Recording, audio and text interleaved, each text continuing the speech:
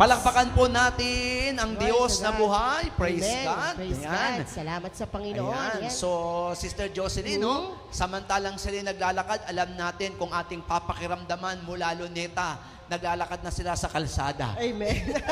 Totoo yan, Brother Beto. Okay, so alam natin na excited yung mga sisters natin, no? Kayo po ba? Excited din po ba kayo? Amen. Yan. So, palakpakan natin ang Diyos na buhay.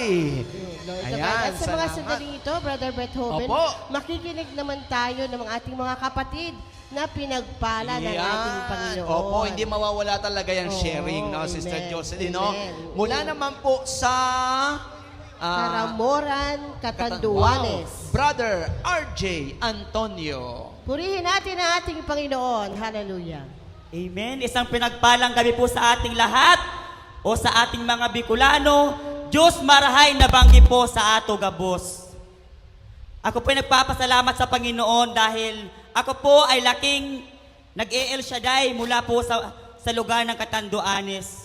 Una po, pangarap ko lang po na makarating dito sa Ambel at makasama sa paglalakad bilang pananampalataya sa ating Panginoon. 2017 po nang ako'y napadpad sa lugar ng Batangas at nagtrabaho sa isang company. Ako po ay nakatapos ng kolehiyo bilang isang agriculture. Ako po ay nagpapasalamat sa Panginoon dahil 2018 po nang ako po ay nag-umpisang sumama po sa walk of faith sa paglalakad sa pamamagitan po ng pag-ibig at may pananampalataya sa ating Panginoong Yahweh El Shaddai. Ako po ay nagpapasalamat dahil lahat po ng aking mga kahilingan ay answered prayer na. At ang pangalawa ko pong ibabahagi sa inyo mga kapatid kung gaano kabuti ang ating Panginoon. Dahil nung Huwebes po, talagang sabi ko, Lord, gusto ko pong sumama sa walk of faith. Sabi ko, wala akong hawak na pera. Pero talagang tunay na napakabuti ng ating Panginoon dahil nung pagkatapos po ng gawain, may nag-chat po sa akin. Meron daw po akong incentives. Kaya ako nagpapasalamat sa Panginoon dahil higit pa at sapat pa, siksik liglig ang binigay sa atin ng Panginoon. At salamat sa Panginoon dahil kahit po ako ay may trabaho, na pinagsasabay ko po ang paglilingkod ko bilang isang mang-aawit sa lugar po ng Malbar, Batangas. At ang panghuli po na aking ipapatotoo na tunay na pakabuti ng ating Panginoon dahil bukas po ay ang aking kaarawan at ako po ay 30 years old na. Kaya't ako nagpapasalamat sa ating dakilang Yahweh El Shaddai na tunay na napakabuti niya at binigyan ako ng kalusugan at matalinong pag-iisip. Purihin natin ang ating dakilang Diyos na buhay. Glory to God. Amen. Happy birthday, Brother sa'yo, RJ. kapatid. Yan. Mula Glory naman to po God. sa Tanawan, Batangas. Ang ating kapatid, Sister Leonora Pasa. Yan. Praise Magandang God. gabi sa inyo po, Brother Mike, at ang iyong buong pamilya. Higit sa lahat sa ating Yahweh El Shaddai at sa inyo, brother and sister. Nais ko po sa inyo ipatotoo ng Walk of Faith Year 2024. Ako po ay napasali sa raffle doon sa Batilek. Ngayon po, may nag-chat sa akin, sana bakit daw hindi ako umate ng raffle. Sabi ko, atin ako ng El Shaddai dahil Walk of Faith Year 2024 yon. Ngayon pagkatapos po, may nag-chat sa akin ng mga bandang 8 o'clock na naroon raw ako ng 15,000, bakit wala raw ako. Pero hindi ako nagsisi, hindi ako nalungkot. Kasi mas higit ang ibibigay sa akin ng Panginoon. At yung pong year 2000, isa pa pong patotoo, nung pong year 2025, Walk of Faith din, na isama ko po ang aking anak at manugang dito sa gawaing ito. Isa yun sa pinapanalangin ko. At isa pa, yung mga kasama kong akay ay nagkawala-wala kami.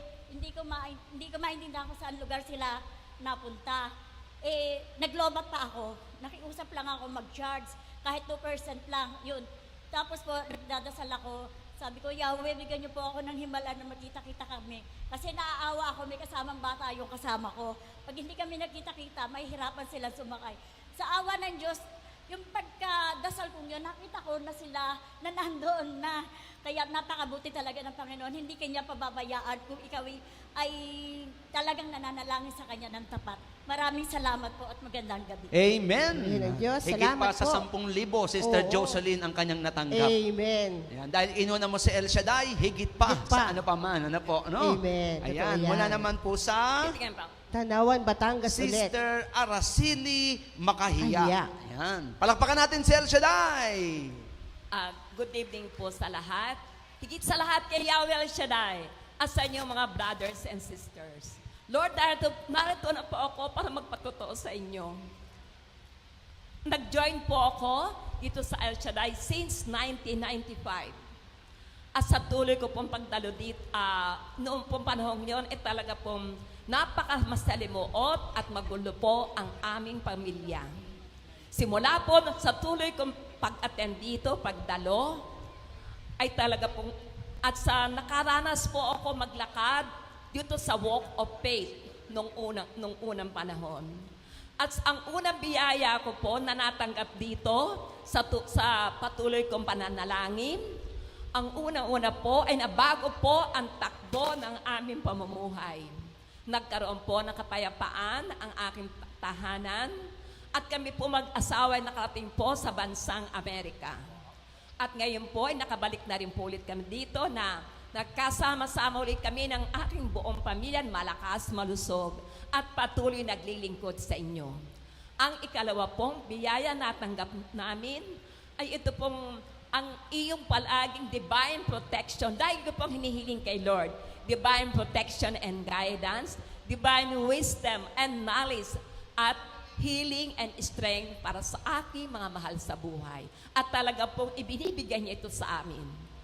Ito pong huli, ang susunod na biyaya, yun pong aking unang apo, na pinakamatandang unang apo, ay salamat po, Panginoon, sa tuloy kong panalangin ng Psalm 91 at yung pong pagdalangin po sa 3 a.m. na madaling araw.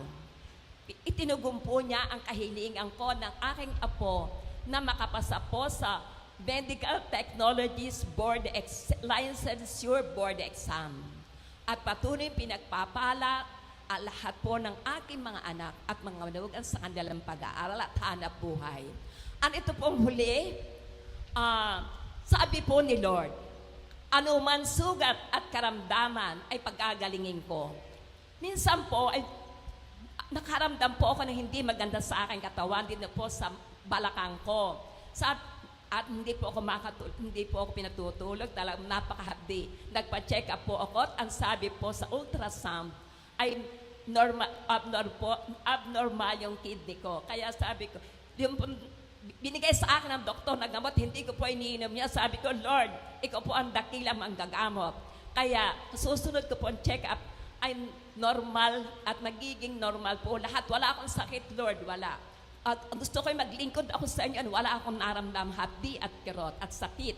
Kaya, Lord, nung po ako bumalik sa doktor, sabi po niya, wala ka naman sakit. Normal, clear lahat ang resulta ng iyong examination. Kaya, Lord, ang lahat ng papuri, pagsamba, pasasalamat, parangal, ay tanging sa iyo ko lamang iniaalay.